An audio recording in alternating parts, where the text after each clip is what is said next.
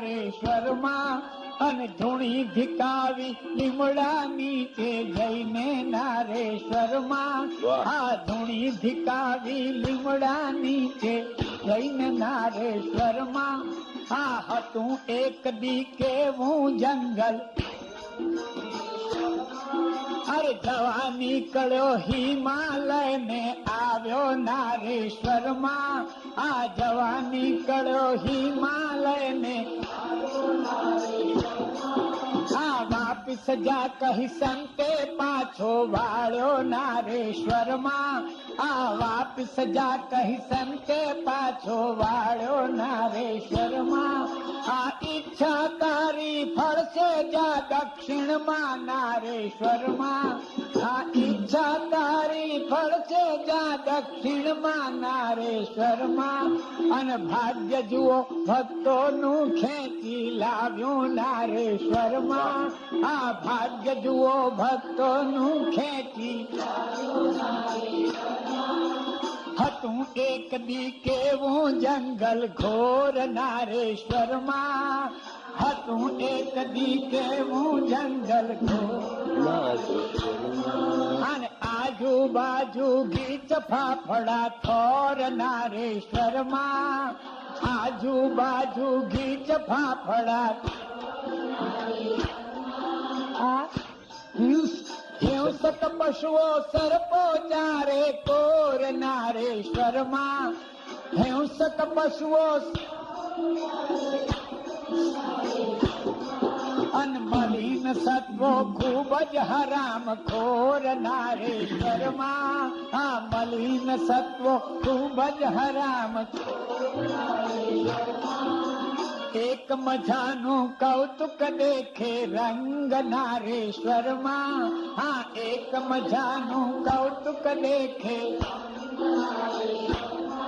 અને ગેલ કરે જ્યાં સાપ મોરની સંગ નારેશ્વર માં આ ગેલ કરે જ્યાં સાપ મોરની આ જન્મ જાત પોતાનું ભૂલી વેર નારેશ્વર માં આ જન્મ જાત પોતાનું ભૂલી અને સિદ્ધ ભૂમિ પોકારે અવધૂત ઠેર નારેશ્વર માં આ સિદ્ધ ભૂમિ પોકારે અને રાતે સુણ્યા ગંધર્વો ના ગાન નારેશ્વર માં આ રાતે સુણ્યા અને થઈ નાચે અપ્સરાઓ ભૂલતાન નારેશ્વર માં આ થઈ નાચે અપ્સરાઓ ભૂલતાન અને વેદ ઘોષની સંભળાય જ્યાં તાન નારેશ્વર માં આ વેદ ઘોષની સંભળાય પણ એ દિવ્ય સુર સાંભળવા જોઈએ કાન નારેશ્વર માં એ દિવ્ય સુર સાંભળવા જોઈએ કાન નારેશ્વર માં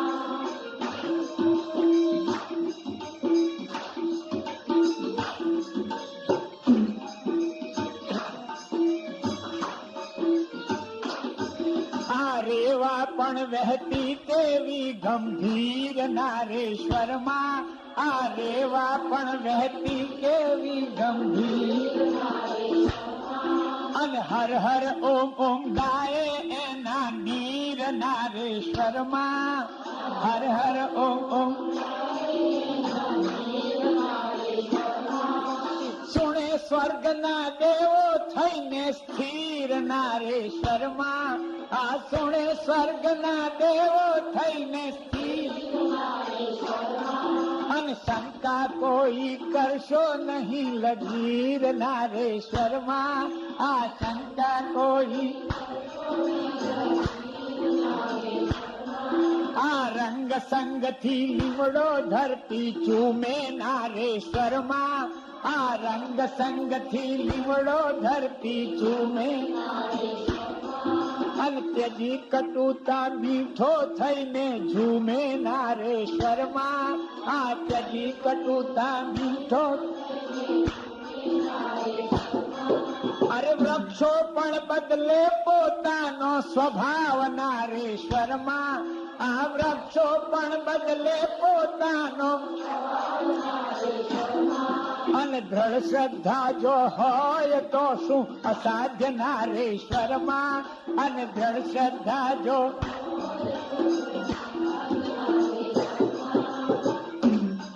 આ ગુરુવાજ્ઞાને અનુસર્યો આવીને નારેશ્વરમાં. આ ગુરુવાજ્ઞાને અનુસર્યો અને દત્ત પુરાણ તકા કીધા પારાયણ નારેશ્વરમાં. અને દત્ત પુરાણ તણા કીધા પારાયણ અને પરિક્રમાની મળી પ્રેરણા તે પણ નારેશ્વરમાં. આ પરિક્રમાની મળી પ્રેરણા અને પૂર્ણ કરીને પાછો આવી બેઠો નારેશ્વરમાં. આ પૂર્ણ કરીને પુત્ર સ્નેહે રૂકમાંબા પણ આવે નારેશ્વરમાં. આ પુત્ર સ્નેહે રૂકમાંબા પણ અને રંગ માતૃ સેવાના ભાવ જગાવે નારેશ્વરમાં. રંગ માતૃ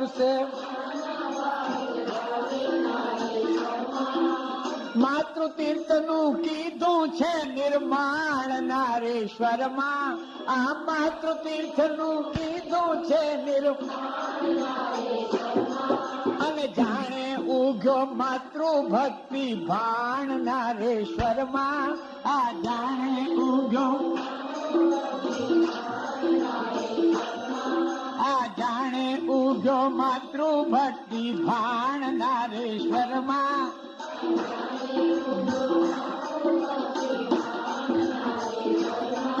આ કનક કામિની કીર્તિ ને પણ ત્યાગે નારેશ્વરમાં. કનક કામિની કીર્તિ ને પણ અને જે લક્ષ્મી ને ત્યાગે તેની આગે નારેશ્વરમાં.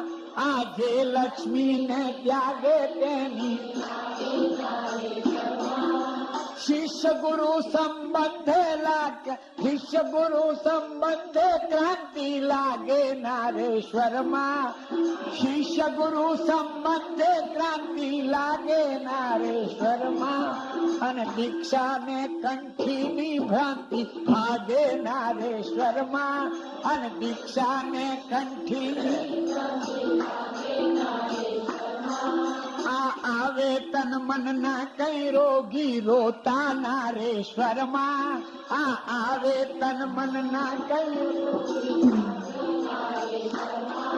અને થઈ નિરામય દુઃખ દર્દ સૌ હોતા નારેશ્વરમાં. આ થઈ નિરામય દુઃખ દર્દ સૌ ખોતા અને ભક્તો જુઓ પરાભક્તિ ને સાધે નારેશ્વરમાં. આ ભક્તો જુઓ પરાભક્તિ ને સાધે નારેશ્વરમાં. આ ભક્તો જુઓ પરાભક્તિ ને સાધે નારેશ્વરમાં. આ ભક્તો જુઓ પરાભક્તિ ને અને હોય મુમુક્ષુ તેને મુક્તિ લાધે નારેશ્વરમાં. હોય મુમુક્ષુ તેને હા હોત નહીં જો રૂકમાં એની સંગ નારેશ્વરમાં. હોત નહીં જો રૂકમાં એની સંગ આ મળ્યા હોત આપણને ક્યાંથી રંગ નારેશ્વરમાં. મળ્યા હોત અને કોણ કરત દુખિયાના દુઃખો દૂર નારેશ્વરમાં. કોણ કરત દુખિયાના દુઃખો અને કોણ વહાવત ભક્તિ કેરા પૂર નારેશ્વરમાં. આ કોણ વહાવત હા ગુપ્ત છતાં અવધૂત નથી કઈ દૂર નારેશ્વરમાં. ભક્ત છતાં અવધૂત નથી કઈ અને ભક્તો કાજે આજે હાજર હજુર નારેશ્વરમાં.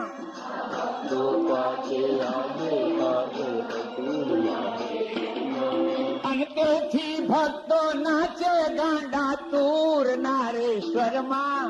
આ તેથી ભક્તો નાચે ગાંડા અને નાસ્તિક પણ થાય શ્રદ્ધા ચકચૂર નારેશ્વરમાં. નાસ્તિક પણ અવધૂત ચિંતન શ્રી ગુરુદેવ. અવધૂત ચિંતન શ્રી ગુરુદેવ દત્ત. આવી ભયંકર નિબિડ હેરાનમાં અવધૂતજીએ દિવ્યતાનો અનુભવ કર્યો. રાત્રે યક્ષો ગંધર્વો આવે, ભગવાન શંકરની પૂજા કરી, આરતી વેદ ઘોષ થાય. આ બધો આનંદ અવધૂતને જોયો એટલે અલખ નિરંજનને પ્રશ્ન થયો કે અહીંયા કોણે તપ કરેલું? ભગવાન ભોલાનાથ અહીંયા કેવી રીતે પ્રગટ થયા? ભગવાન એ મહાત્મ્ય મને કહો. એટલે ભગવાન અલખજી કહે છે કે સાંભળ, પહેલા અત્યંત રાક્ષસો દેવોની ઉપર ચઢાઈ લઈને આવ્યા. ઇન્દ્રે પોતાની શક્તિ પ્રમાણે ઘોર યુદ્ધ કર્યું, પણ રાક્ષસો એવા ભયંકર કે હારે જ નહીં મરે જ નહીં. ઇન્દ્રને સ્વર્ગ ખાલી કરવું પડ્યું. ચારે તરફ હાહાકાર મચી ગયો. એટલે બધા દેવો ભેગા થઈને ભગવાન શંકરની મદદ મેળવવા માટે કૈલાસમાં જવા લાગ્યા. ભગવાન શંકર તો સમાધિમાં હતા. એ પ્રભુ સમાધિનું સુખ અનુભવી રહ્યા હતા. અને જ્યાં દેવો કૈલાસમાં પ્રવેશ કરે છે ત્યાં દરવાજા આગળ ગણપતિની સામે મળ્યા. ગણપતિએ પૂછ્યું કે ક્યાં જાઓ છો? કે ભોળાનાથને જાગૃત કરવા, એમની પાસેથી વરદાન મેળવવું છે. પેલા દુષ્ટો મરતા નથી રાક્ષસો, માટે એમની મદદ લેવા જઈએ છીએ. આ તો પુત્ર હતો રે. પિતાની લાગણી થાય કે મારા પિતાજી હજુ હમણાં જ સમાધિમાં આનંદ અનુભવી રહ્યા છે, આ દેવો વિક્ષેપ નાખે. એટલે પિતાનું કામ કરીને પણ પિતાના ધ્યાનમાં વિક્ષેપ ન પડે એવું કરવું જોઈએ. એટલે ગણપતિ બોલ્યા, ચાલો હું આવું છું. પિતાજીને સમાધિમાંથી શા માટે જગાડો છો? બાપ ઊંઘતા હોય અને કોઈ કઈ કામ માટે આવ્યો તો દીકરો પતાવી આપે. બાપાને ઊંઘવાની બોલશું સાર કામ એમ કરીને પતાવી આપે. તેમ ગણપતિએ કહ્યું કે ચાલો હું આવું છું અને રાક્ષસોને હરાવી તમારું કામ કરીશ. દેવોએ કહ્યું ચાલો. ભગવાન ગણપતિજી રાક્ષસોની સામે આવ્યા, પણ ગણેશજીએ વિચાર કર્યો કે શંકરની કૃપા સિવાય દૈત્યોને હરાવી શકાશે નહીં. આ નાનકડો વિચાર અતિ સુંદર છે. દુષ્ટ દૈત્ય એટલે મનમાં જાગૃત થયેલા કુવિચારો, વાસનાઓ, એ વિકારો, આ બધાને દૂર કરવા હોય તો ભગવાનની કૃપા જોઈએ, માતા પિતાની કૃપા જોઈએ. એટલે ગણેશજીએ વિચાર કર્યો કે પ્રથમ મારા પિતાની કૃપા મેળવી લઉં તો જ આ થશે.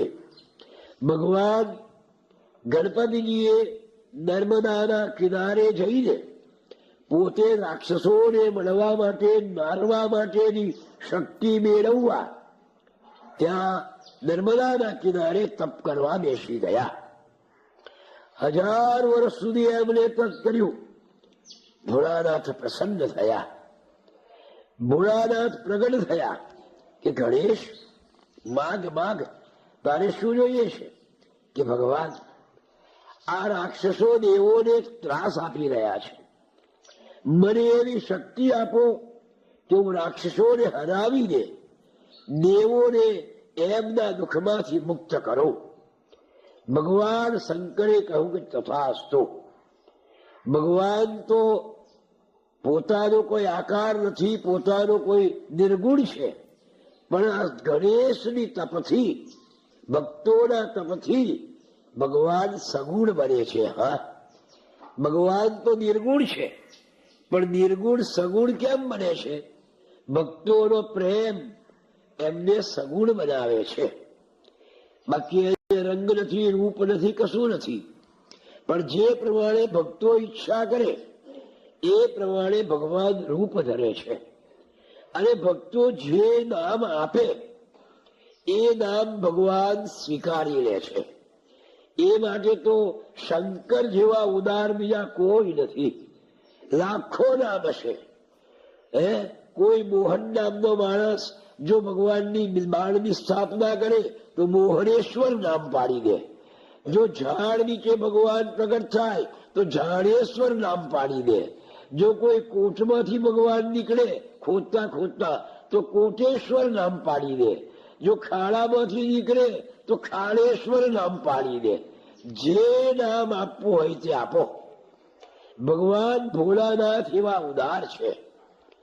ગણપતિની આગળ ભગવાન પ્રસન્ન થઈ ગયા કે બોલ ગણેશ શું છે? કે આ દુષ્ટોને મારવાની મને શક્તિ આપો, આશીર્વાદ આપો. ભગવાન આજે તમે સ્વયં પ્રગટ થયા તો હવે એક બીજી મારી ઈચ્છા છે કે યુગોના યુગો સુધી અત્રે બિરાજો અને જેમ તમે મને સહાય કરી એમ જે કોઈ ભક્તો તમને સહાય કરે એને મદદ કરો.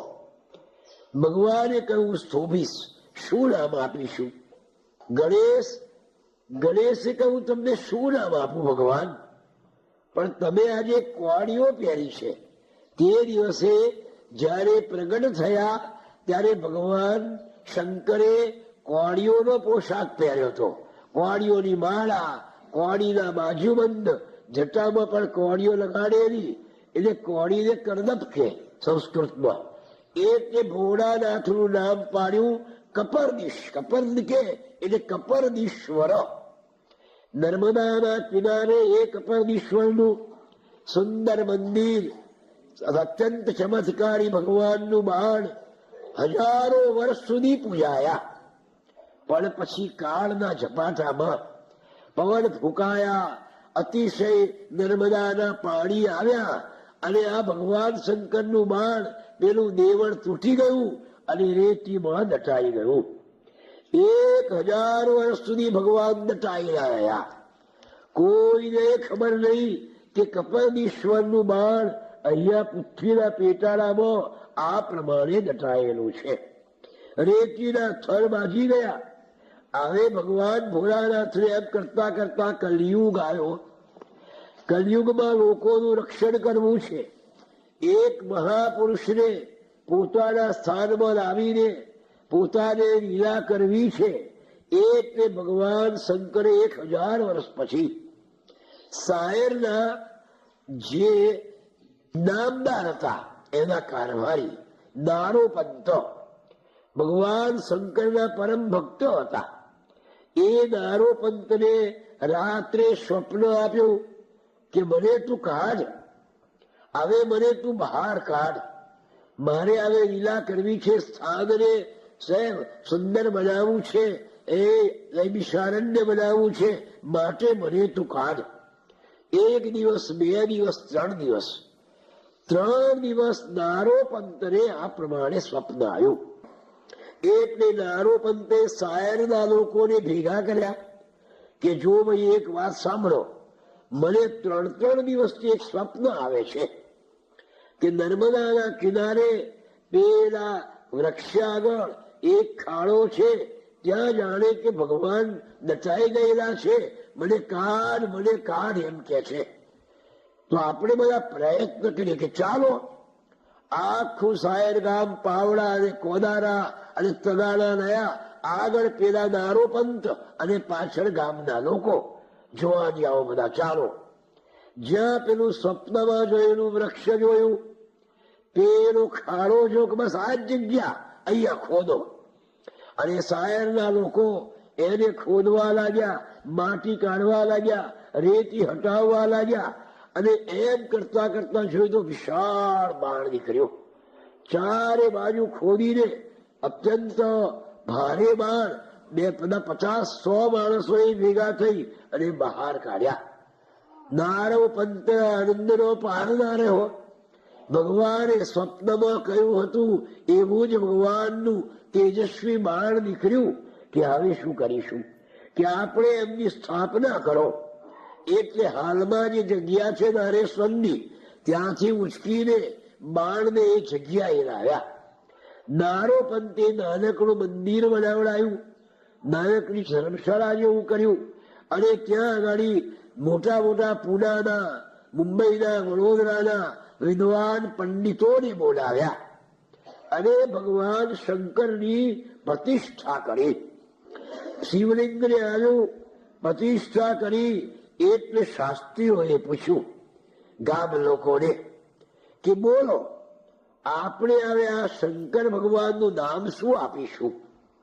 કારણ કે આપણે જ લાવ્યા છીએ. હવે ગામ લોકો જે ઈચ્છા કરે, ગામ લોકો કહે એ જ નામ આપણે આપીએ. એટલે બધાએ કહ્યું કે ભાઈ અમે તો શું કરીએ? આ બાણ બહાર નીકળવા માટે સ્વપ્ન પણ નારો પંતને આપ્યું છે, મંદિરનો ખર્ચ પણ નારો પંતે કર્યો છે, પ્રતિષ્ઠા બધી પણ નારો પંતે કરી છે. માટે તન મન ધન પોતાનું શિવ સેવામાં નારો પંતે આપ્યું, એ તો કેમ ભૂલાય? અમે તો ભાઈ મહેનત કરી, બાકી આ બધો ખર્ચ તો નારો પંતનો છે, અને ભગવાનના પરમ ભક્ત તો નારો પંત છે. સ્વપ્ન એમને આપેલું છે. માટે આ શિવલિંગ સહ નારો પંતનું નામ જોડાય એવું ખરે ઈચ્છે આખું ગામ. આખા ગામના લોકો ઈચ્છે છે ત્યાં ભગવાનની પાછળ નારો પંતનું નામ જોડાય. આ જોઈને પેલા પંડિત, પેલા ભોળા ગામડિયાઓનો, ગ્રામજનોનો આ ભાવ જોઈને પંડિતની આંખમાં આંસુ આવી ગયો. કઈક વિચાર કર્યા પછી બોલ્યા પંડિતવાન, નારો પંતે અહીંયા પૂર્યા છે નિજ પ્રાણ. એક હાથ ઊંચો કરી બોલ્યા ઊંચે સ્વર, આજથી આ શિવલિંગનું નામ છે નારેશ્વર. આજથી આ શિવલિંગનું નામ આપણે નારેશ્વર રાખીએ છીએ. આ શબ્દો સાંભળીને ગામ લોકોએ હર હર મહાદેવની ગર્જના બોલાવી બધાને આનંદ થયો. અને પછી તો સુંદર વન બન્યું. હજારો લોકો દર્શન કરવા આવવા લાગ્યા અને ખૂબ લોકો થવા લાગ્યા. આ નારેશ્વર એવું તીર્થ બની ગયું કે કોટી યજ્ઞનું ફળ એક યજ્ઞ કરતો ત્યાં મટે. નારેશ્વરના તીર્થમાં કરે પિંડ પ્રદાન, મોક્ષ થાય પિતૃતળો, મળે સ્વર્ગનું યાન. જો નારેશ્વરમાં જઈને પોતાના નર્મદાના કિનારે પોતાના પિતૃઓનું શ્રાદ્ધ સરાવે તો પિતૃઓને મોક્ષ મળે છે. નારેશ્વરની આગળ એક યજ્ઞ કરે તો હજારો યજ્ઞનું ફળ મળે છે. આવું નિર્મલ તીર્થ હતું, પણ કાળના ઝપાટામાં એ પણ એ થઈ ગયું. વાયુના વંટાળો આવ્યા, મુશળધાર વરસાદો આવ્યા, અને એ ઝપાટામાં એ નિર્જન વન બની ગયું. મકાન, મંદિર પડી ગયું. ચારે બાજુએ પેલી ભીતો પડી ગઈ અને સાવ એવું થઈ ગયું. પણ ગણેશજીનું તપયને નારો પંતનો ભાવ સફળ થયા. વર્ષો પછી મળ્યો અનેરો લાવ. વર્ષો પછી વર્ષો સુધી આ સ્થાન નિર્જન રહ્યું. ચારે તરફ ભયંકરતા છવાઈ ગઈ. નકામા લોકો, સટોરિયાઓ, દારૂડિયાઓ, ચોર લોકોનું રહેવાનું સ્થાન બની ગયું. પણ પછી શું બન્યું કે બ્રહ્મચારી પવિત્ર એક પાંડુરંગય વિરાગ એક દિન આવી ત્યાં ખડા કરવા દે અનુષ્ઠાન. અને એક દિવસે બ્રહ્મચારી પાંડુરંગ ત્યાં અનુષ્ઠાન કરવા આવ્યા. બે હાથ જોડીને ભગવાન શંકરને વંદન કરીને સ્તુતિ કરી કે જગત ત્રસ્તમ દ્રષ્ટવા ત્રિપુરપતિના પૂર્વમખિલમ. નારેશ્વર સ્તોત્રથી અવધૂતજીએ પાંડુરંગજીએ ભગવાનની પ્રાર્થના કરી અને પછી મન કુસુમથી પૂજા કરી અને પોતે આનંદાનવમાં ડૂબી ગયા. હવે થોડી વાર આ આનંદનો અનુભવ કરે છે એટલામાં તો લીલોડના રસ્તેથી જાણે કોઈ બે ચાર માણસો આવતા હોય વાતો કરતા કરતા એવો અવાજ આવ્યો. એકાંત જંગલ છે, દૂર દૂર વાત થાય તો પણ પવન એ શબ્દો લઈ આવે છે અને કાનમાં સંભળાય છે. અવધૂતજીના કાનમાં અવાજ પડ્યો એટલે લીલોડના માર્ગ તરફ એમને દ્રષ્ટિ કરી તો ધીમે ધીમે અવાજ નજીક આવ્યો.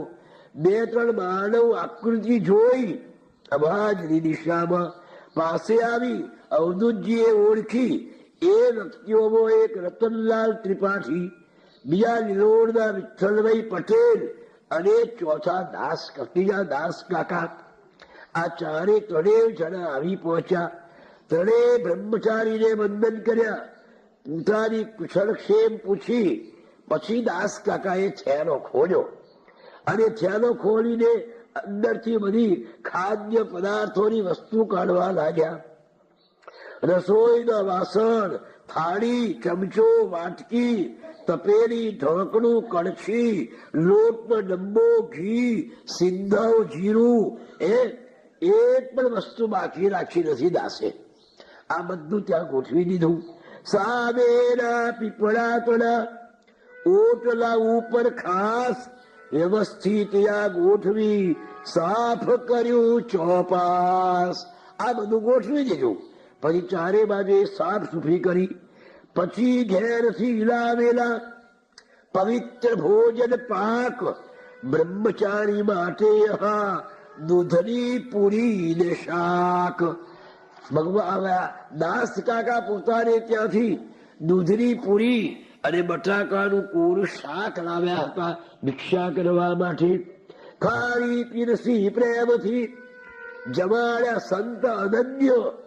જન્મ સફળ બસ થઈ ગયો દાસ કાકાને ધન્ય. પહેલી ભિક્ષા આબહી નારેશ્વરની માય દાસ કાકાના હાથની લીધી પોતે ત્યાંય. પહેલી ભિક્ષા પ્રમાણે અવધૂતજીએ પાંડુરંગજીએ આ દાસ કાકાના હાથની લીધી. પછી બધા કામે લાગી ગયા. એ લીમડાની નીચે કરોઠોની એક નાનકડી પર્ણકુટી બાંધી દીધી અને એમાં લીપી ખૂપી નાખ્યું. પેલી જે સાધન સામગ્રી હતી, સગડી, કોલસા, દિવાસળીની પેટી જરાય ચૂક્યા નતા દાસ કાકા. બધું લાવ્યા હતા. એ બધું અંદર ગોઠવી દીધું. હવે દાસ કાકાની ઈચ્છા હતી કે આમાં કેમ કરીને રહેશે, એટલે એક નાનકડી કુટીર બનાવીએ પાક્કી, તો બાપજીને રહેવાનું ફાવે. એટલે દાસ કાકાએ વિનંતી કરી કે ભગવાન તમે આજ્ઞા આપો તો એક નાનકડી કુટીર બનાવી દઉં પાક્કી, કે જેથી કરીને આપણને રહેવાની અનુકૂળતા રહે. એટલે બ્રહ્મચારી બોલ્યા ના ના, પાકી કુટીરની જરૂર નથી. આઠામ પાકી કુટીર શું કરવા કરવાની છે? 8-10 મહિના પૂરતું કરવાને અનુષ્ઠાન. હું તો રોકાઈશ, પછી ચાલ્યો જઈશ કૈયાન. હું ક્યાં રહેવાનો છું? હું તો 8-10 મહિના આ અનુષ્ઠાન પૂરતો રહીશ અને પછી ચાલ્યો જઈશ. માટે પાકી કુટીરનો ખર્ચ કરશો ના. આવું કહ્યું. પણ દાસ કાકાએ ફરી વિનંતી કરી કે પ્રભુ આપ જશો પછી પાછા નહીં આવો એવું કોણે કહ્યું? આવી જ આવે તો અને નહીં આવે એવું કેમ કહેવાય? અને કદાચ ભગવાન આપ નહીં આવો તો બીજો કોઈ સંત સાધુ આવશે તો આ કુટીરમાં પરિક્રમાવાસી પણ આશરો લેશે. માટે આજ્ઞા આપો ભગવાન, કે હું એક નાનકડી કુટીર બનાવી દઉં. એમ કહી માથું મૂક્યું. સંત ચરણની માય 71 કુળ તાર્યા, દાસ ધન્ય કરી કાય. દાસ કાકાને અલગજી કે છે કે તમે તમારા 71 કુળ તારી નાખ્યા. દાસ નો ભાવ જોઈને ભગવાન રીઝા અને આજ્ઞા આપી કે બાંધો પારે, એટલે કુટીર બાંધવાની શરૂઆત કરી. આવા વેરાનમાં બાંધવાનું એટલે વાર તો લાગે. અહીંયા કેટલા વિષધર મણિધરો ફરે, અજગરો ફરે, ભયંકર ચાળો મારે, એવું આ જંગલ છે.